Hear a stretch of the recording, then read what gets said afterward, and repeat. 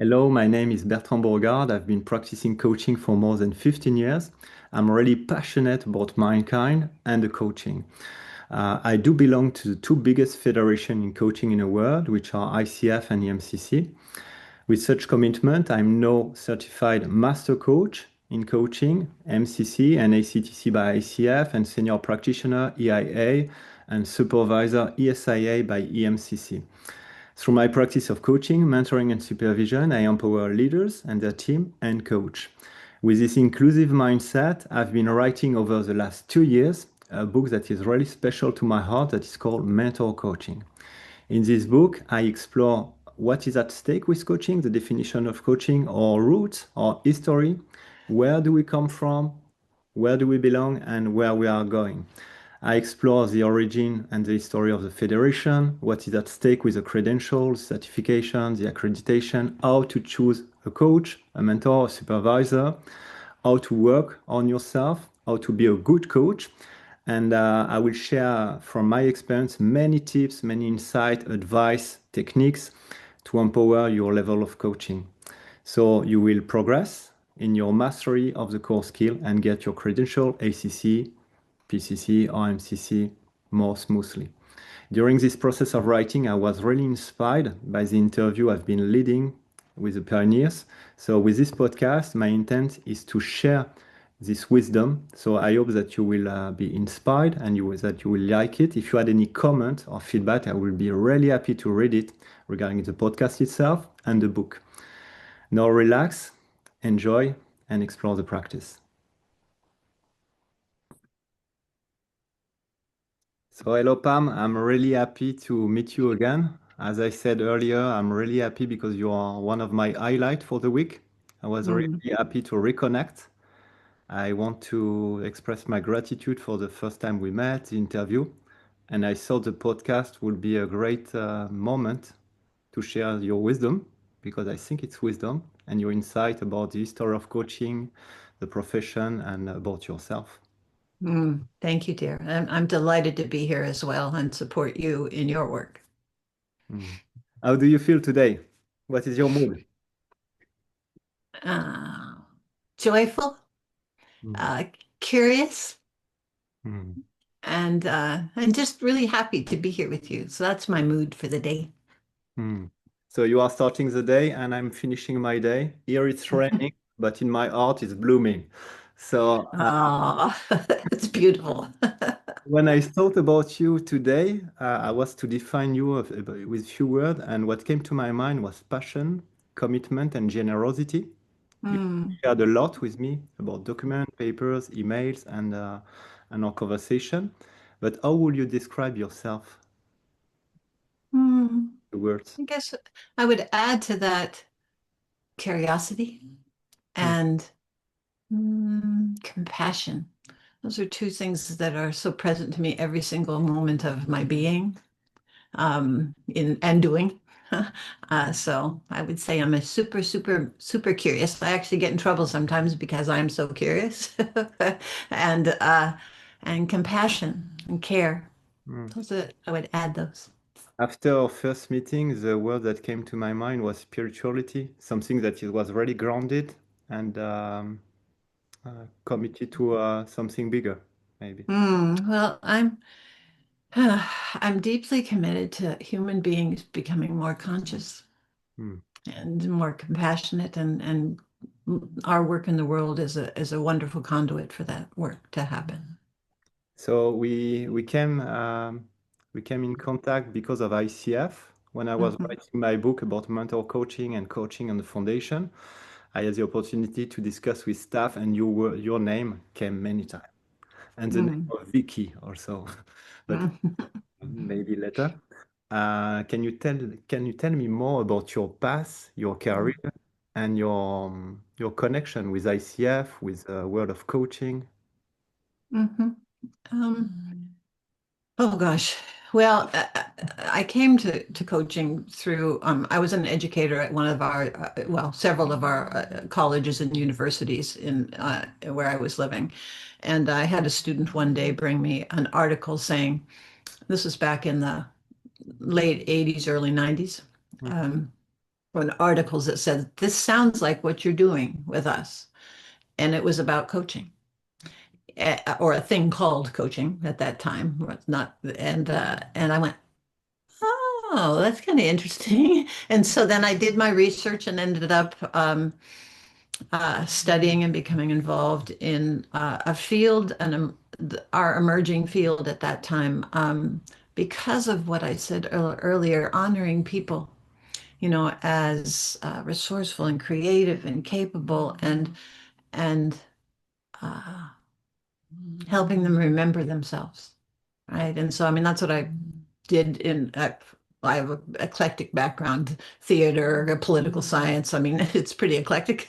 And so in all of those fields, that's the focus. And so I came to coaching and got connected with some of the early peeps like me, and and began to build uh, a structure that could help coaching be available in And the world. what was coaching at this time? Because it was before ICF, as far as I understood, and the word coaching was emerging.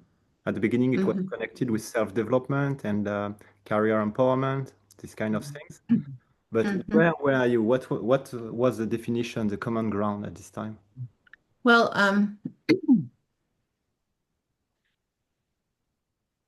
for me in those days, coaching was a practical, and you knowing this about me, sacred conversation about helping people remember who they were, right? And so at that time, it wasn't, there was no like business, there was no structured profession of coaching. There were people doing coaching kind of things, calling, whether it was the early people like Thomas Leonard or Laura Whitworth, or the other Whitworth, John, and Eckert, and stuff. I mean, there's always people that were doing things related to ultimately what has been emerging over the last few years. Even, however, coaching in and of itself, the being of the conversation is as ancient as the tribes, the tribal elders, right? So, but there was no structure.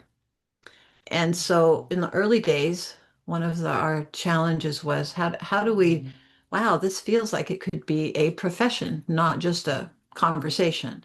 And so uh, and I say we, if you want this part of it, the larger context was, You can open. yeah, which was, I, at the time where I was getting my training was at Coach U, right? Mhm. And so that's, because I'm an educator already, they pulled me in and I became an educator for them and started running the company and learned of uh, um, the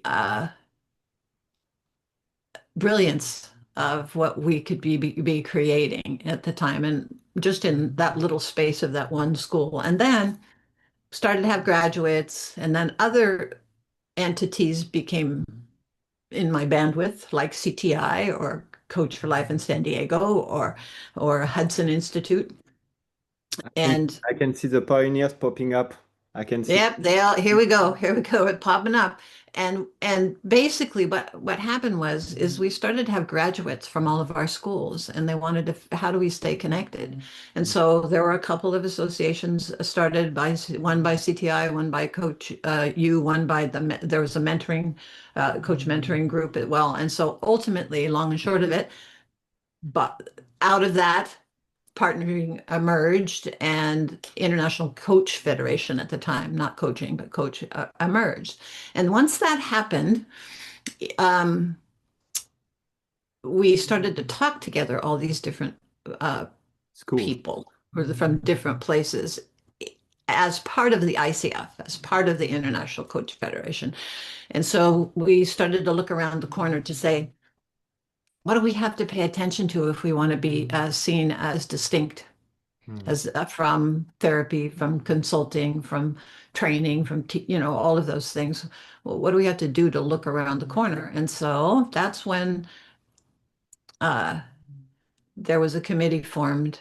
Um, Laura Whitworth and I were the co-chairs of it. It's called the Portfolio Exam Committee. And so our charge was to come up with Framework. Solid definition of coaching. Find out how to test for coaching skills, right? Which means we needed to have competencies that are distinct, and we didn't have them. Famous core So, skills. The yeah. famous So, core, Laura, yep, say that again. famous core skills.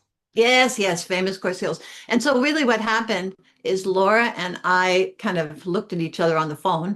This is way before Zoom. And sorry, I froze there for a minute, but this way before Zoom. And we just kind of went, who the heck are we to make these choices, right? And so what we did is we called all of the people that we knew or that we had heard of that were teaching coaching skills in whatever philosophical construct they had. We had already had COACHU and CTI because it was the two of us. We got Hudson Institute at the time, Frederick Hudson, who's since passed away, bless him, his sweetie, and Coach for Life in San Diego, ACT, Sun Institute. There were 8 schools that we called and said, listen, do you want to play? Do you want to, let's talk about this. So for one solid year, we were on the phone, fax machines, all sorts of things. Uh, and we ultimately came up and met in person live in Marin County, California, Northern California. And we, after, and I notice I'm freezing a little, okay, but after we take away, as you can still hear me, yes? Yes, yes, yes. Okay, after we take away all of our philosophical entrance places, right? What was left were the core competencies at the time. And we all, I'll never forget it, raised my hand with Frederick at one end and me at the other, and all the rest of us there saying we agree with this as the definition of coaching and as these core competencies. And it was a tipping point for the beginning of the growth of coaching as a structured profession, not as coaching as a whole, because, John Whitworth and, Eckert, the work had been going on for a long time, but just not structured in the form of, where we could validate it publicly across the planet, So and so that's what happened. And so, and then the rest is history. It it just keeps going. Yeah. means that if I can make a resume, uh, Uh-huh. Mhm. started coaching at Coach U with Thomas Mhm. Leonard. That was Mhm. later on the founder of ICF with Laura. Mhm. CTI was founded by Laura. Then you Mhm. you gather the course, let's say the main schools and mostly involved in this kind of philosophy and work, Mhm. bring up the core skill together. Yes. And And I'm impressed that you could gather the schools that are so different and find a common ground. well, it's the heart of coaching that was allowed that as possible. I love those people. Laura was a dear friend of mine, and we were in competing schools, right? Of course, we had Because you a were, belief about co-opetition. Listen, if they're not good for me, they're good for you, right? So, yeah. because you were working at Coach U and you Hmm. were partnering also with CTI and ICF with this structure. Hmm.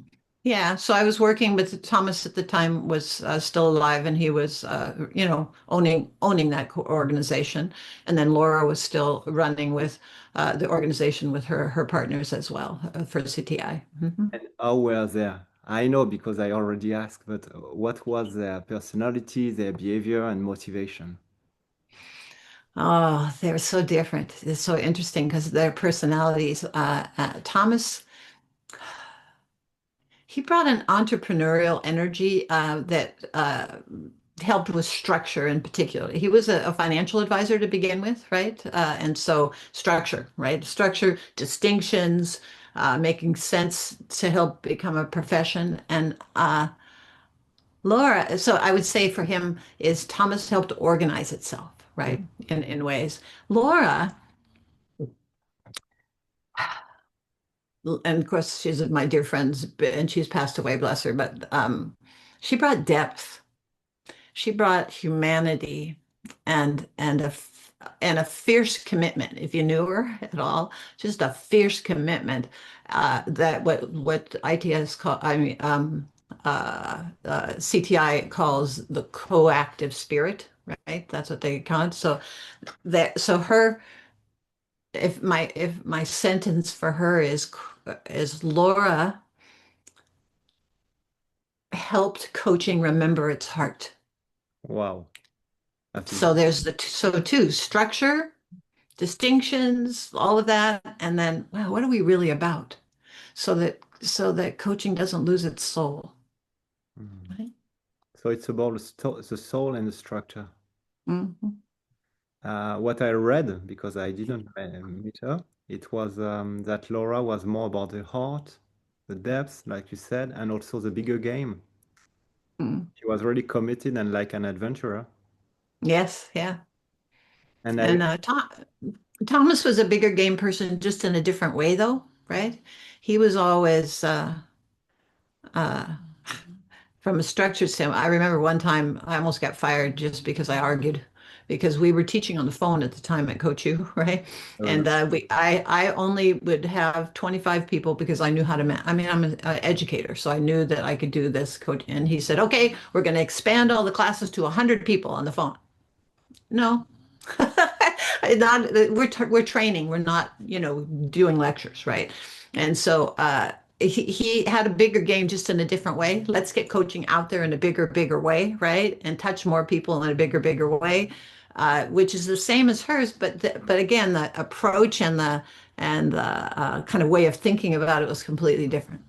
And I was impressed that you were coaching at this time on the phone and training on the phone. It's quite pioneering to, Yeah, it surprised me because I was an educator already. I teach it face to face at colleges for years, right?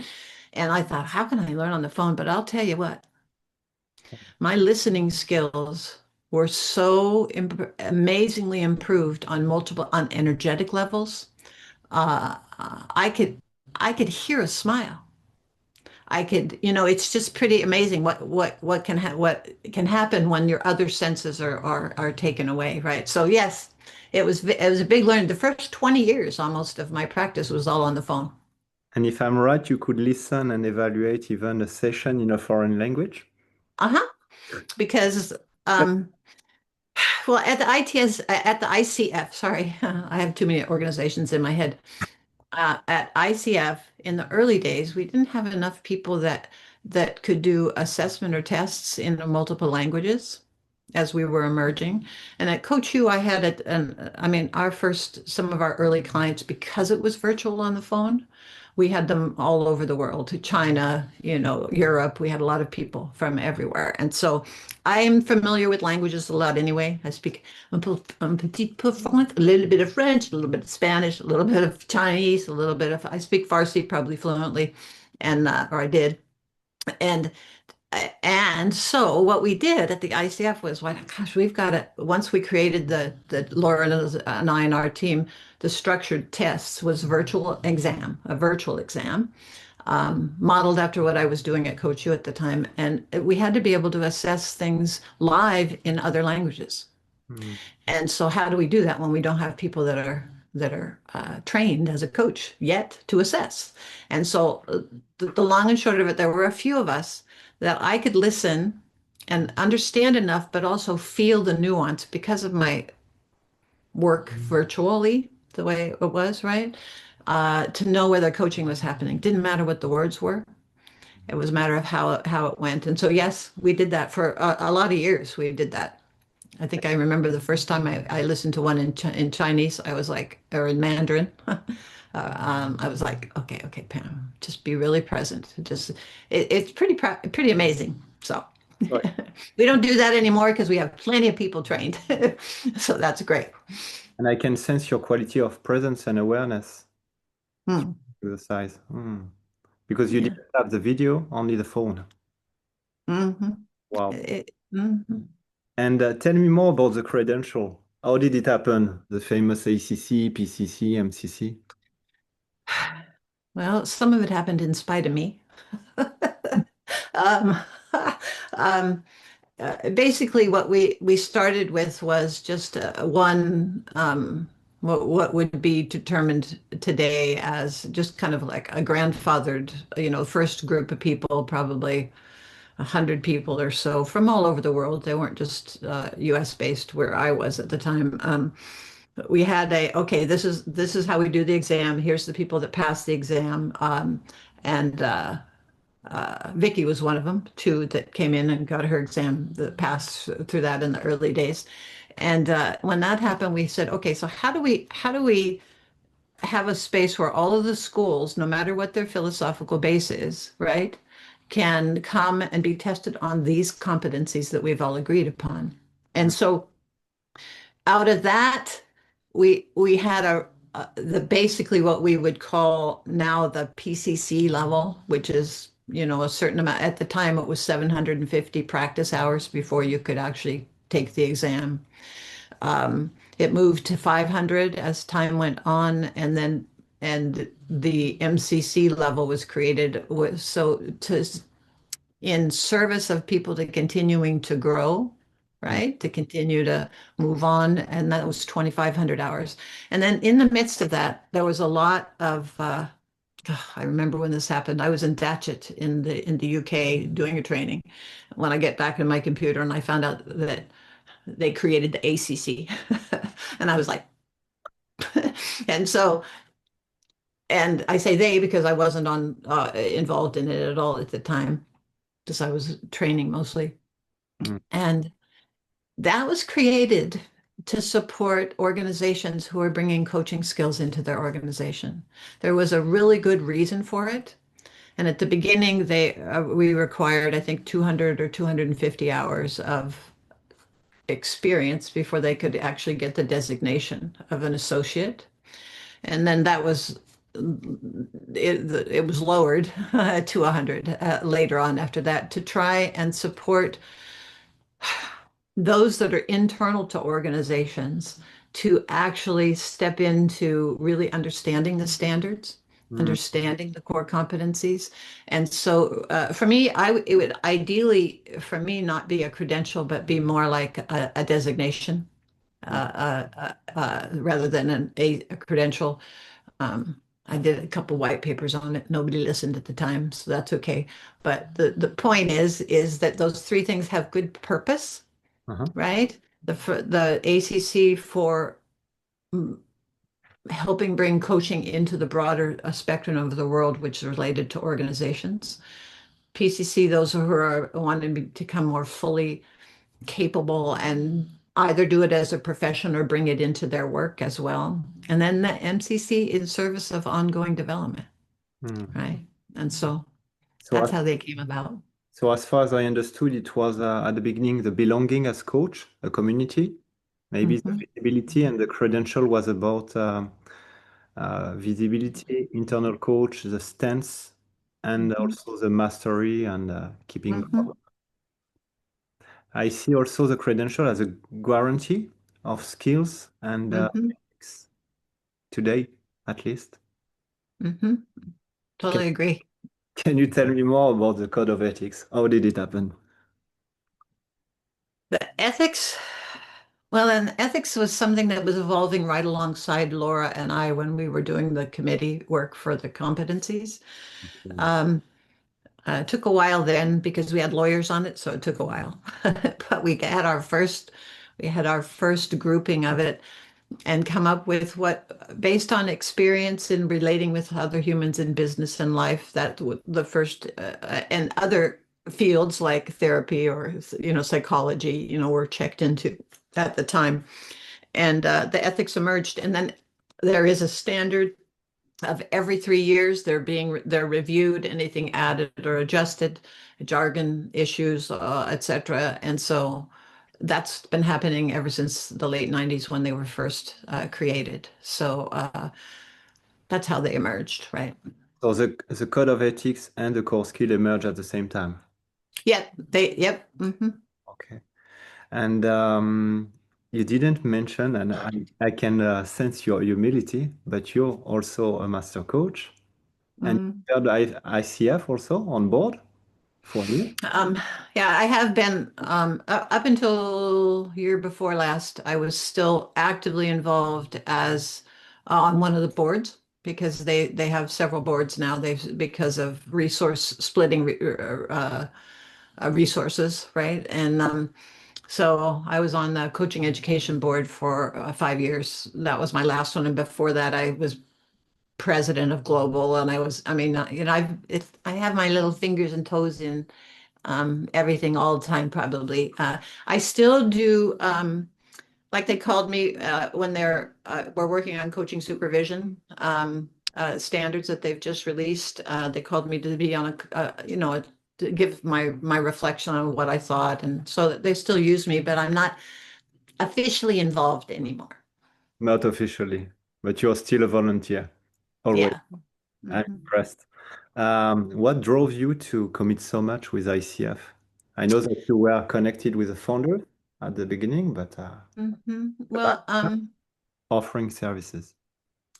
it isn't so much, and because the ICF was in my context, right?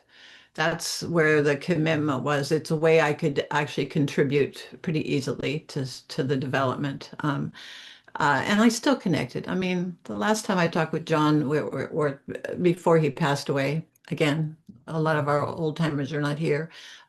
We were in Dublin we were speaking together at a conference, right? And so I was really aware of what was happening in his world, and also Thomas Leonard was trained a lot in Warner's work, right? And so I the ICF at the time was the conduit for me to get out there in the world and to help coaching get out there in the world. That said, probably another word that you could add to me is partnering. Mm, And I am an advocate of working together. And it's why CTI and Coach U got together and merged their two associations that they created. And then ICF ended up, right? Because of partnering, right?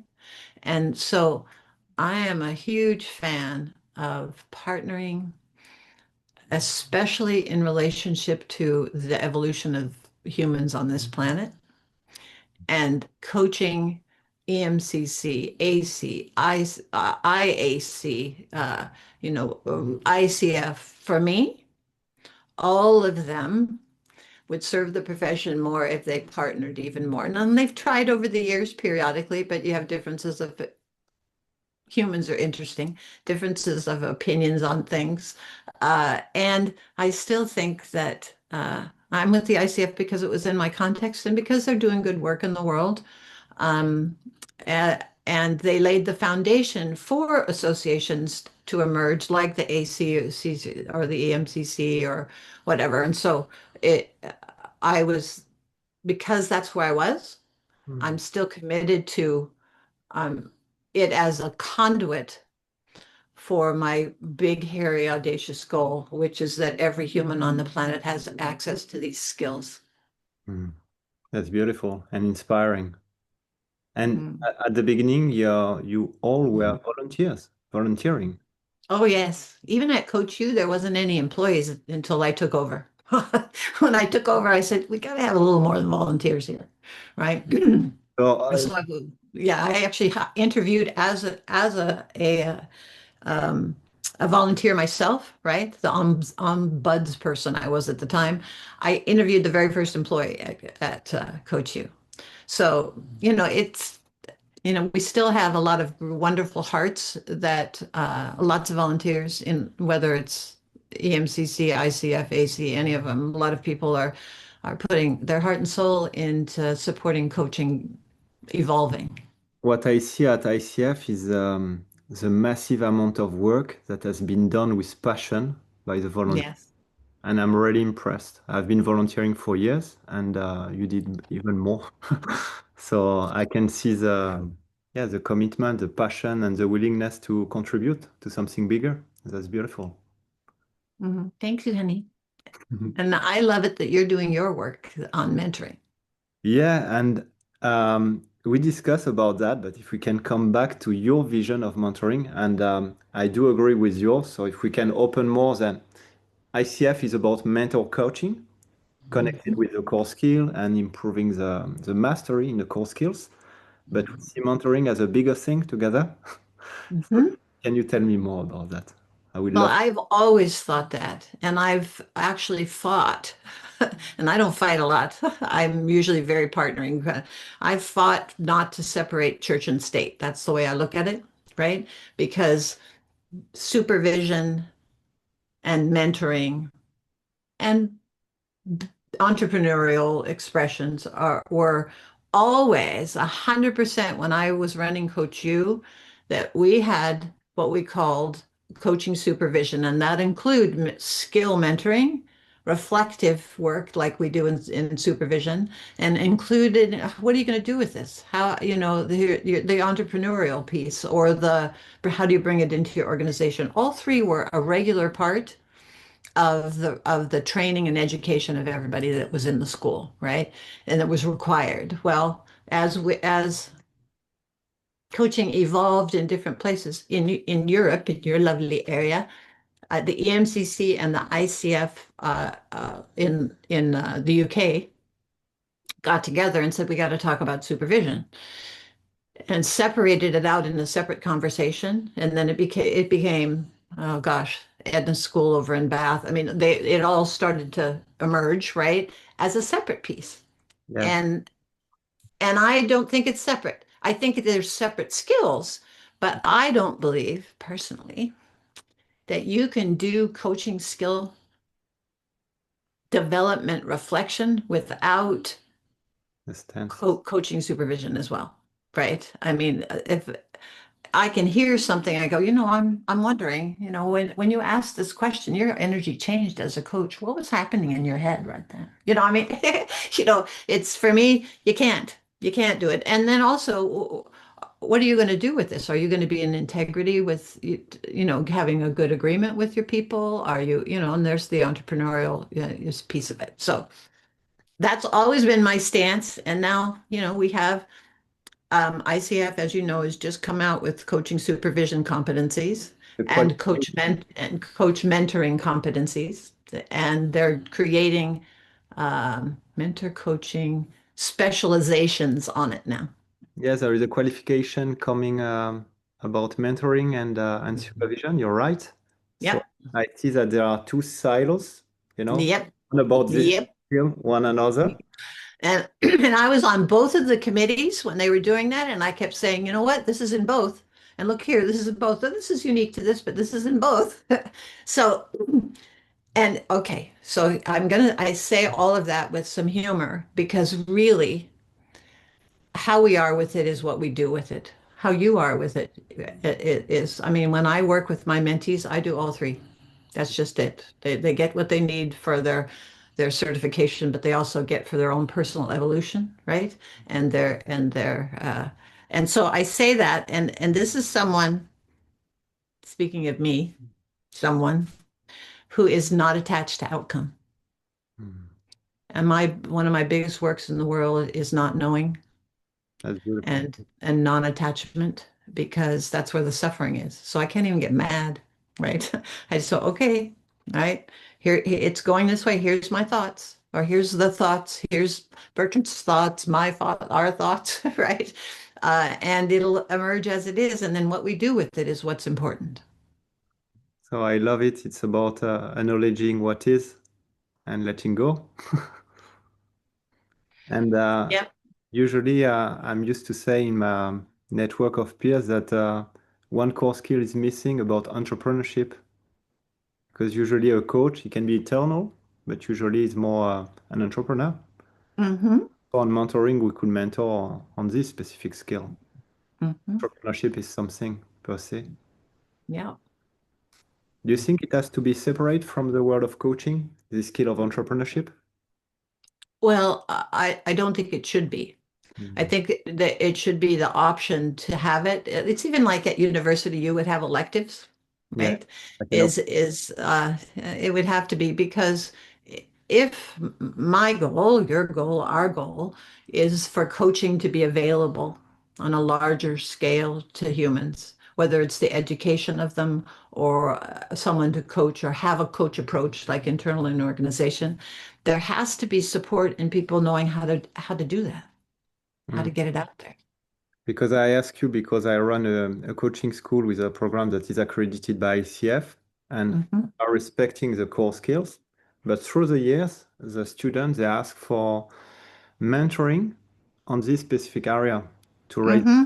awareness, to establish their business, to do sales and everything. And it's quite different. So, Yeah, well, it's at Coach U for many, many years, and I'm no longer there. It was purchased, and so I moved on.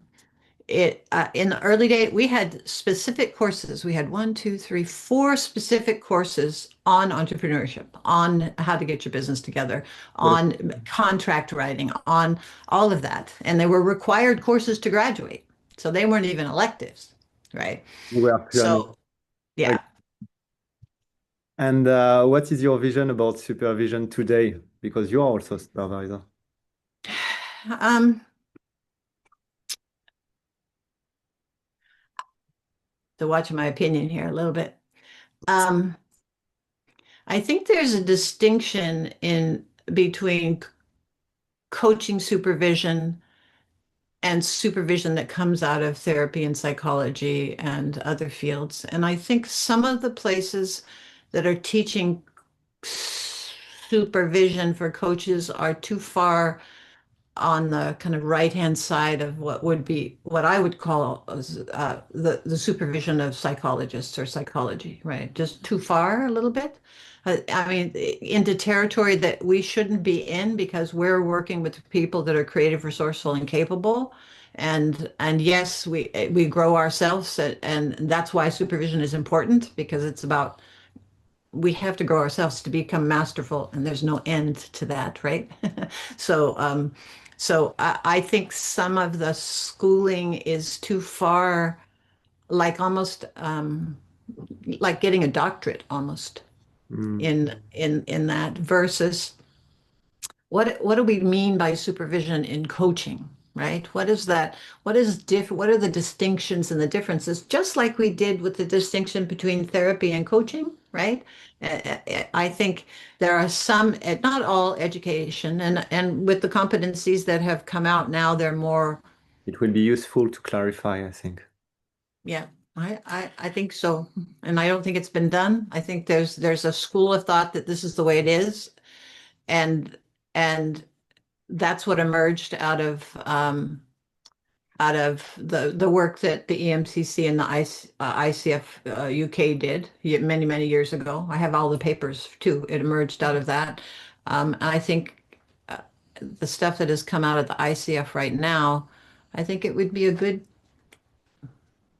and I'm not going to volunteer for it, but it would be a good kind of a conversation to take what is out there on whatever the standards are everywhere and look at them and distinguish what is relevant and what isn't. Because I mean, there's the long and short of it, everything that helps grow us as humans is valuable in coaching. And so I'm not saying it's wrong, the expanded supervision training. I'm saying there needs to be a distinction so people understand what is required, Mm. right?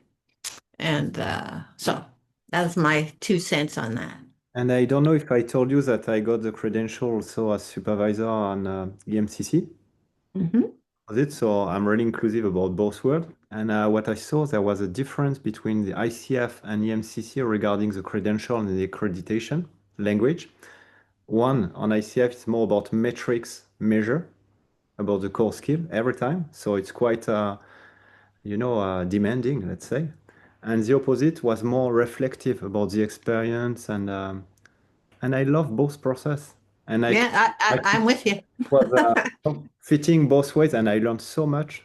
So, Yep. Well, and that's what we need to do is we need to make sure that that's happening, that people who are learning coaching understand that that metrics and those skills are important, especially if you're an entrepreneurial person that is working regularly with people or larger groups. And then the reflective piece, it just well, so I'm glad you're trained in both and that your book is going to actually probably support that conversation, dear. my dear, just to show you, here it is. Oh my It, goodness. it will be published. Oh. It will be published in September. No, it's in French, but I was thinking about you and Vicky to translate it, at least for you. Well, you could probably use AI to do that, honey. It'll Yeah, help you a little bit, save you some time, and then I'd be happy to review for you. but a question because we spoke about AI, and sometimes I'm really reluctant regarding art and everything, and sometimes I'm fascinated. What is your thought about AI and coaching and supervision and mentoring? If Well, okay. So sorry, but you spoke about that. no, no, no. It's a good question, but I'm an early adopter. So I've been using ChatGPT since before it even had access to the internet. Hmm. And so I'm an early adopter always of new things, clearly. I mean, I've been around for the coaching thing. And so I don't have any fears. I have it's an invitation to us to how we're going to be with it. Now, if you just think back of when we first introduced laptop computers, there were some lawyers that I was working with at the time who said, "Why do I need one of those? I have a secretary."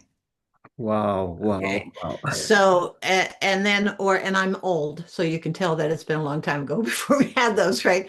And then that's when cell phones came out. The first ones that came out were the kind connected to the car. You remember those? I don't know if you remember. And people One. say, "Oh, it'll never work," and then the flip, and then here we are, Hmm. right? So this is about a growth and evolution of technology again, right?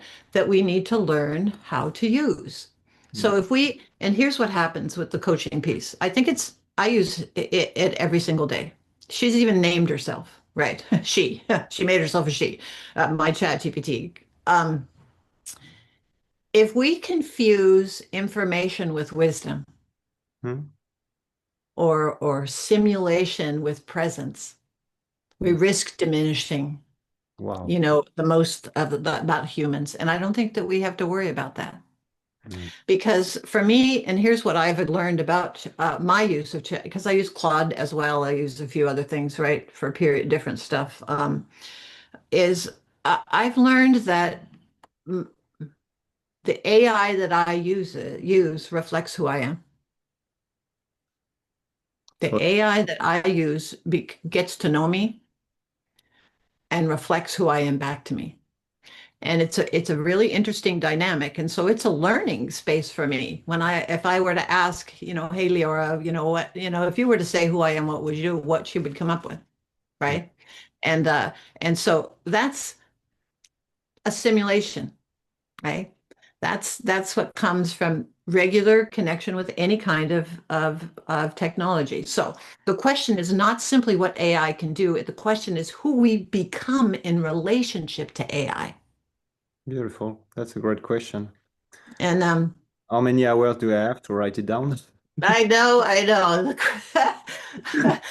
It's AI can challenge coaches to become more deeply human. That's what I really believe, that more present, more ethical, and more relational. Because it's not about techniques Hmm. alone. It's no longer what is enough. It's not, and for me, it isn't about technique. It's about my way of being, the quality of presence that I bring to you, Hmm. to anyone that I'm coaching, is that sacred transformational space. That's what it is. And you can't get that with AI. Hmm. Right? And again, I have fun with mine. I mean, it's me. I'm curious. I'm fun. It's great. But uh, I, I will tell you that my AI always gives me an invitation to deepen my own understanding. So it's a And reflective yeah, partner in a way. say again. It's a learning partner or sparing. Yeah, yes, exactly. So it's so interesting because it's not an excuse, excuse me, to automate the soul of coaching or anything. I mean, this is what people are worried about. Well, they could be an ACC. Well, they probably could, right? If we're talking about doing coaching, Yeah, but right? mastery is But not about that. Awareness, yeah, events, relation. exactly. So it's the beings that I have to take a drink. Hold on. And I love that you mentioned a sacred space. Usually we speak about the safe place, but it's not only that. When you are totally present and aware, it's about wisdom, relation, Yeah, sacred. Well, and I don't know that you know, I probably haven't told you because I did this perhaps after we talked, is that I've written a program, an MCC level training program, 75 hours, that is in its first cohort right now, that is based, it's called a mastery as a way of being a coach approach, a Taoist approach to coaching. Mm. And so all of the principles of Taoism are all the principles of underlying way of being in coaching. It's pretty amazing. When will be your And cohort? say again, When will be when we did my next cohort, there's one right now. The next one is coming in the fall. So I'll let you know. can I share It's the link? just, Can I share the it's, link? say again. Can I share the link? Oh, yeah, yeah. Oh, sure, certainly, I will. certainly. I partnered with, and this is where partnership comes in, is that I have the person that I have it on her platform, right, is someone that I trained for and mentored and coached for many, many years. And she came to me and said, I want you to write this. And I said, well, it was right after I left Coach U. And I said, I have one that I have in my mind already. And then she talked me into it. And so then I did. And so now our first cohort started in February this year, and it's 6 months long. And it is for people who have been coaching for a while who want to take it, their own personal mastery to the next level, which is beautiful. So that's what I have. Let me know about that. I'm I curious. will. And I've got a question, but maybe this is we never spoke about that, so I don't know about your point of view. What do you think about coach going to psychotherapy? This is one of my battlefield, you know. I feel that coach or people working with coaching or whatever psychotherapy has to do a psychotherapy themselves. Well, I think a coach should be coached and a coach should have supervision. I do. I still, after all these years, especially I'll get a little, and I go, you know what? I need a supervision call, right? And so whether a coach should have psychology, have it depends. And that's another word that you're going to hear. That's why I Even put. my newsletter on LinkedIn is called Truth. It depends, right? And so there will be people that come into coaching that probably could use um, some therapy work to continue to grow and evolve themselves. when I And then when I mean doing psychotherapy from themselves to be aware of their blank area, you know. yes, and that's where well, you understand what the boundaries are for it, but also the reason that I have a coaching supervisor on and off all these years is to help me see myself, right? To help me see what I don't see, because we can't see what we don't see. And that's why I always go to, I have no idea. I don't know. Let me look. Let me figure it out. And I nurture I guess, the grace of not knowing, Mm. right? And then that helps me to even know when I need a supervision call, right? Which is basically like therapy for coaches, right? in my way of putting it, potentially, not completely, because as I said earlier, there are people that could use a therapeutic support that are working Mm. with as a coach as well. I think we are really blessed to have the opportunity to get coaching, to receive coaching, mentoring, supervision, psychotherapy, doing workshop, retreat, reflection. Yeah. That's so beautiful. Mhm. Mm. We are coming to an end. Would you have any book to recommend to the audience? It can be your book. I know that you wrote books. Yeah, well, I have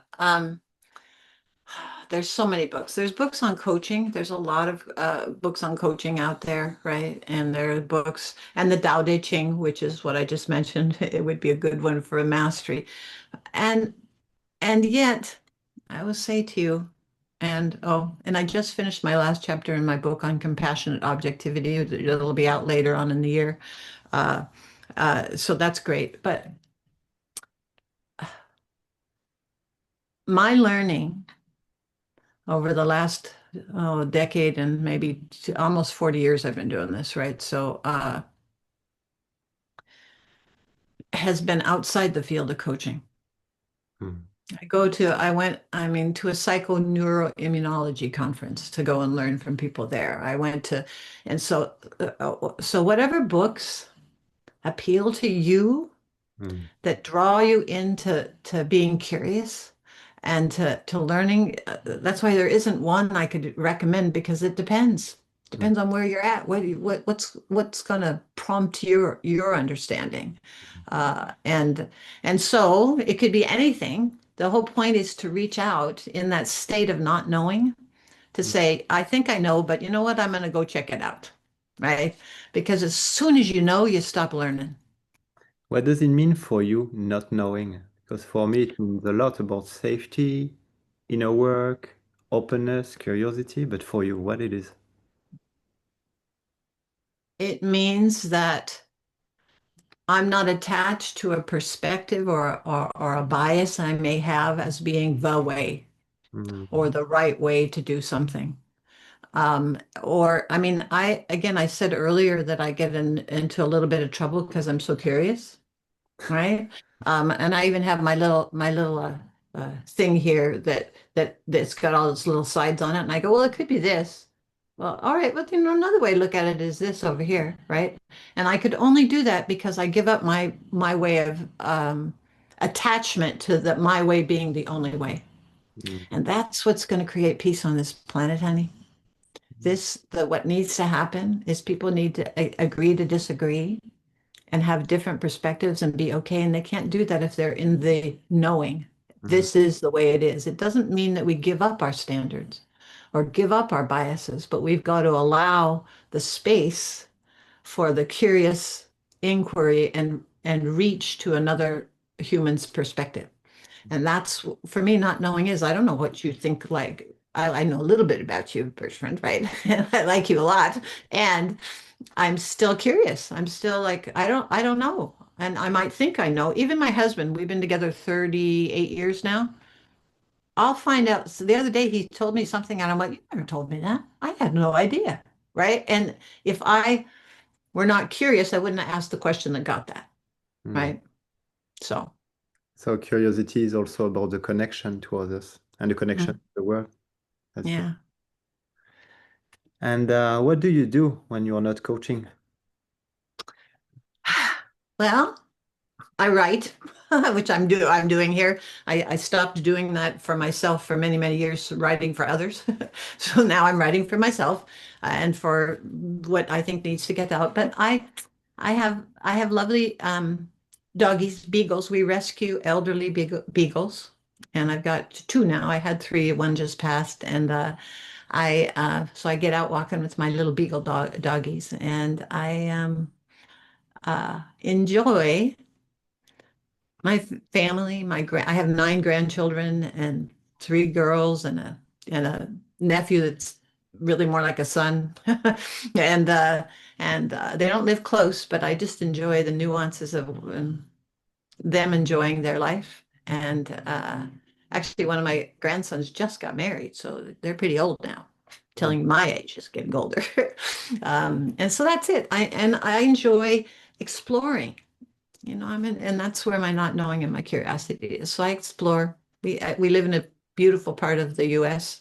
in the Pacific Northwest, Okay.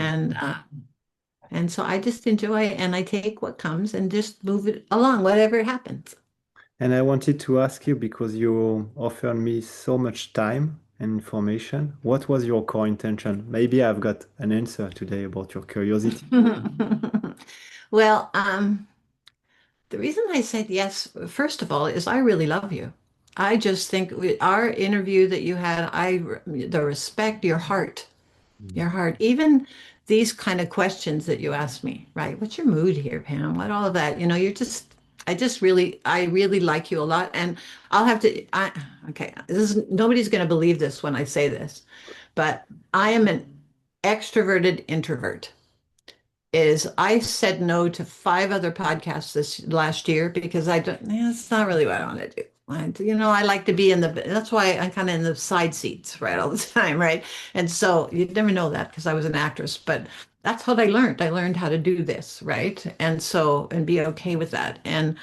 And so I said yes because I really care for you and I care for the work that you're doing. Mm. Is if there's any way that I can support you in getting your work out, once you get it in English, it'll be easier for me. Yeah, So I know. I will, to actually share to share. But your work is so important. It is a piece of, and I know we have a like perspectives on a lot of things. So your work supports my vision. mm. So that's why I'm here. I feel so grateful for your time and your words. And for me, it was a way to honor the work that you've done, the work that the pioneers are done. And also, I will connect with Vicky to say thank you because you did so much work for the legacy. And so precious. Well, it's just I feel it's humbled, and honored for this time. well, honey, and moi aussi, right? Me too. And thank you. And blessings and the best to you as you continue in your work, my dear. And if you have one sentence of truth, I don't know if it's truth, maybe wisdom to share with the audience, what would it be to end the podcast? Practice Hmm. so that you as a coach can mature without losing your soul. Thank you so much, Pam. That's really precious to me. You're welcome. Hugs. Merci.